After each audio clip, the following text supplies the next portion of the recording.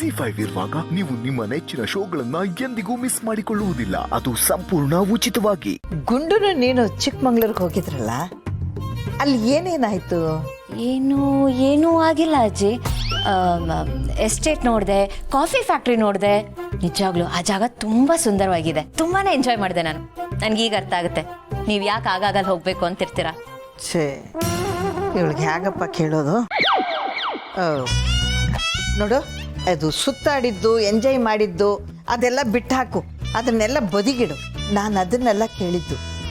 ಮತ್ತೆ ಆ ಗುಂಡುನು ನಿನ್ನು ಅಲ್ಲಿ ಕಳಿಸಿದ್ದು ಯಾಕೆ? ಹನಿಮೂನ್ಗೆ ತಾನೆ? ಅದ್ರ ಬಗ್ಗೆ ಹೇಳು. ಅಜ್ಜಿ, ನೀವು ಹೀಗೆ ಕೇಳಿದ್ರೆ ನಾನು ಹೇಗೆ ಹೇಳಲಿ? ಒಂಥರ ನಾಚಿಕೆ ಆಗುತ್ತೆ. ಏ ಕಳ್ಳಿ, ನನ್ನ ಎದುರಿಗೆ ಸುಳ್ಳು ಹೇಳ್ಬೇಡ, ನಿಜ ಹೇಳು. ಗುಂಡು ನೀನು ಗಂಡ ಹೆಂಡತಿ ತರ ಬದುಕ್ತಾ ಇದ್ದೀರಾ? ಅಜ್ಜಿ, ಯಾಕೆ ಈ ರೀತಿ ಕೇಳ್ತಿದ್ದೀರಾ?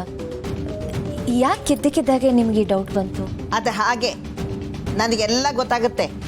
ಹಾವ ಭಾವ ನೋಡೇನೆ ನಾನೆಲ್ಲ ಕಂಡುಹಿಡಿತೀನಿ. ಗಂಡ ಹೆಂಡತಿರು ಹೇಗಿರ್ತಾರೆ, ಇಬ್ರು ಸ್ನೇಹಿತರು ಹೇಗಿರ್ತಾರೆ, ಅಪರಿಚಿತರು ಹೇಗಿರ್ತಾರೆ, ಸ್ನೇಹ ಅಂದ್ರೆ ಏನು, ಪ್ರೀತಿ ಅಂದ್ರೆ ಏನು, ಇದೆಲ್ಲ ನನಗೆ ಚೆನ್ನಾಗಿ ಗೊತ್ತು. ಮುಖ ನೋಡಿ ಮೊಳ ಹಾಕ್ತೀನಿ ನಾನು, ಅದರಲ್ಲಿ ಹುಷಾರಾಗಿದ್ದೀನಿ. ನನ್ನ ವಯಸ್ಸಿಗೆ, ನನ್ನ ಅನುಭವಕ್ಕೆ ಯಾರು ನನಗೆ ಯಾಮಾರ್ಸಕ್ಕಾಗಲ್ಲ. ನಿಜ ಹೇಳು, ನಿಮ್ಮಿಬ್ಬರ ಮಧ್ಯೆ ಏನು ನಡೀತಿದೆ? ಅಯ್ಯೋ ಅಜ್ಜಿ, ನಿಜವಾಗ್ಲೂ ನಾವಿಬ್ರು ಚೆನ್ನಾಗಿದ್ದೀವಿ. ಗಂಡ ಹೆಂಡತಿ ಹೇಗಿರ್ಬೇಕು ಹಾಗೆ ಇದ್ದೀವಿ. ಹೌದಾ? ಹಾಗಾದ್ರೆ ಗುಂಡು ಯಾಕೆ ಆ ರೀತಿ ಹೇಳ್ದ?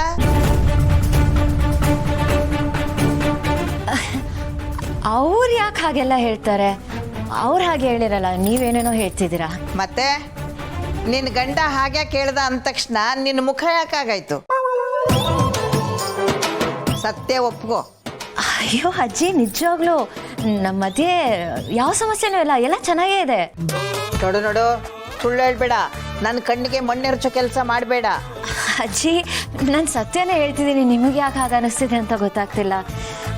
ಅಯ್ಯೋ ಅಜ್ಜಿ ನೋಡಿ, ತುಂಬ ಟೈಮ್ ಆಗೋಯ್ತು. ನಾನು ಅಮ್ಮ ಮನೆಗೆ ಹೋಗ್ಬಿಟ್ಟು ಬಂದು ನಿಮ್ಮ ಹತ್ರ ಮಾತಾಡ್ತೀನಿ. Okay, bye bye bye bye bye. ಬರ್ತೀನಿ ಅಜ್ಜಿ, ಬರ್ತೀನಿ. ಹಾ, ಹೋಗು ಹೋಗು. ನೀನು ಹೇಳಲಿಲ್ಲ ಅಂದ್ರೆ ಏನಂತೆ, ನಾನೇ ಪತ್ತೆದಾರಿ ಕೆಲಸ ಮಾಡಿ ಎಲ್ಲ ತಿಳ್ಕೊತೀನಿ. ಹಾ, ನಿಮ್ಮ ಕೆಲ್ಸದ ಮೇಲೆನೆ ಹೋಗ್ತಿದ್ದೀನಿ. ನಾನು ಮಾತಾಡ್ತೀನಿ, ಏನೋ ಒಂದು ಮಾಡ್ತೀನಿ. Don't worry. Okay boss?